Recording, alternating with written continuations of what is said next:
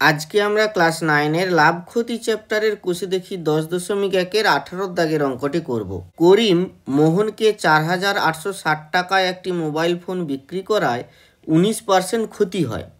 মোহন রহিমকে যে দামে বিক্রি করে সেই দামে করিম মোহনকে বিক্রি করলে করিমের 17% লাভ হয়। মোহনের শতকরা লাভ কত? এখানে করিম মোহনকে একটা মোবাইল ফোন বিক্রি করেছে। কত টাকায় বিক্রি করেছে? মানে বিক্রি দাম হচ্ছে 4,860 টাকা, ফলে ক্ষতি হয়েছে 19%। তাহলে করিমের ক্রয় দাম কত সেটা বের করতে হবে। মোহন রহিমকে যে দামে বিক্রি করে সেই দামে করিম মোহনকে বিক্রি করলে করিমের 17% লাভ হয়। তাহলে ঘটনাটাকে একটু বোঝা যাক।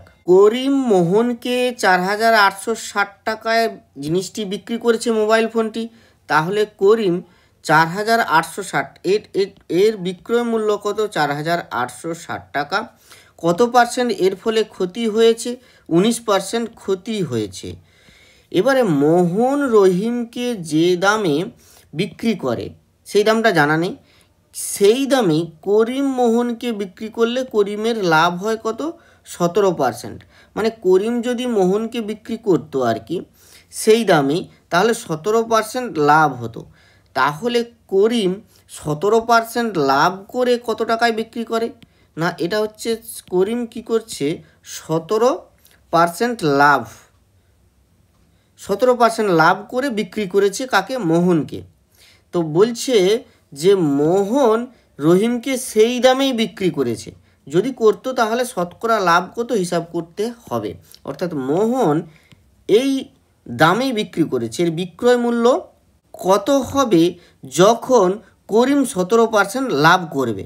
সেই বিক্রি দামটাই হবে রহিমে মানে মোহনের বিক্রি দাম। মোহন রহিমকে যে দামে বিক্রি করেছে, তাহলে করিম যে দামে মোহনকে বিক্রি করেছে সেই দামটা জানতে গেলে আমাদের করিমের ক্রয় মূল্য মানে করিম কত টাকায় কিনেছে সেই পরিমাণটা জানা প্রয়োজন। সেই পরিমাণটা আমরা পেয়ে যাব কিভাবে? কারণ করিম মোহনকে 4,860 টাকায় বিক্রি করেছে, তাহলে এটা হচ্ছে বিক্রয় মূল্য এবং এক্ষেত্রে তার ক্ষতি হয়েছে 19%।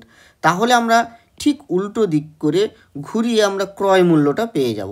যেই আমরা ক্রয় মূল্য পেয়ে যাব সেখান থেকে 17% লাভ দিয়ে এখানে বিক্রয় মূল্য পেয়ে যাব। এই দামটা আমরা পেয়ে যাওয়া মানে এই দামটাই বলেছে মোহন এই দামেই কিন্তু বিক্রি করেছে কাকে? রহিমকে, এই একই দামে। তাহলে এই মোহনের বিক্রয় মূল্য পেয়ে যাব, মানে মোহন কত টাকায় রহিমকে বিক্রি করেছে। এই টাকাটা পেয়ে যাওয়া মানে এইটি মোহনের কিন্তু আমরা ক্রয় দাম জানি 4,860 টাকায় কিনেছে এবং বিক্রি দাম পেয়ে গেলাম। তাহলে লাভ পেয়ে যাব, লাভ পেয়ে যাওয়া মানে শতকরা লাভ আমরা পেয়ে যাব। তাহলে এভাবেই অঙ্কটা আমরা করি। তাহলে আমরা লিখি যে করিম মোহনকে মোবাইল ফোনটি 4,860 টাকায় বিক্রি করেছে, ফলে তার 19% ক্ষতি হয়েছে। সুতরাং মোবাইল ফোনটির দাম কত? মোবাইলটির দাম সমান হবে 4,860 গুণ 100 ভাগ 100 মাইনাস 19। এই 100 থেকে 19 বাদ দিলে এটা আসলে কত হবে? এটা হবে 81 টাকা। এখানে ব্যাপারটা দেখো, এইটা কেন করলাম? কারণ আমরা 4,860 টাকা এটা বিক্রি দাম, আর আমরা ক্রয় দাম চাইছি, আমরা উল্টো দিকেরটা চাইছি। সেই কারণে 100/100 থেকে 19 বাদ দিয়ে যেটা হলো সেই 81। এটা তাহলে করিমের কাছে ক্রয় মূল্য হলো, মানে করিমের যে হাতে মোবাইলটি ছিল সেই মোবাইলটির দামই আসলে এই টাকাটা, মানে করিমকে কিনতে হয়েছে এটা। এখন করিম 17% লাভে যদি মোহনকে বিক্রি করত, তাহলে করিমের 17% লাভে করিমের 17% লাভে বিক্রয় মূল্য সমান হবে, এই টাকাটা ছিল ক্রয় মূল্য, তাহলে এই টাকাটার উপরে 17%, এটা মোট টাকা, গুণ 17% লাভ মানে 117 ভাগ 100 টাকা। এই টাকাটা করিমের কিন্তু বিক্রি দাম মোহনকে যখন 17% লাভ করবে তখন বিক্রি দাম। এই বিক্রি দামেই মোহন রহিমকে বিক্রি করেছে।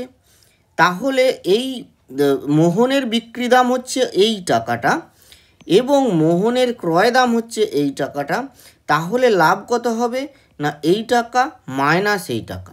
এখন এই টাকাটাকে সিম্পলিফাই করি, সরলীকরণ করলে যেটা দাঁড়াবে এই 100 100 ক্যান্সেল, 9 9 100, 9 1 9, 9 3 27, 9 5 45, 9 4 36, 9 0 0। তাহলে 540 গুণ 13 টাকা সমান 7020 টাকা। অতএব মোহনের লাভ সমান, দেখো এটা মোহনেরই লাভ, কারণ মোহন এই টাকাটায় কিনে ওই টাকাটায় বিক্রি করছে। কত টাকায়? 7020 টাকায়। তাহলে লাভ হবে 7020 মাইনাস 4860 টাকা সমান হবে 6 2160 টাকা।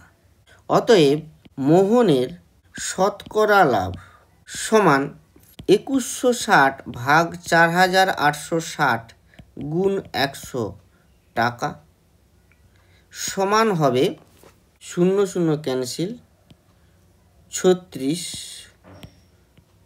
81, 9 4 36, 9 9 81। তাহলে হচ্ছে 400 ভাগ 9 সমান হবে 9 4 36, 4 4 44 পূর্ণ 4 9 টাকা। এটি হবে অ্যান্সার।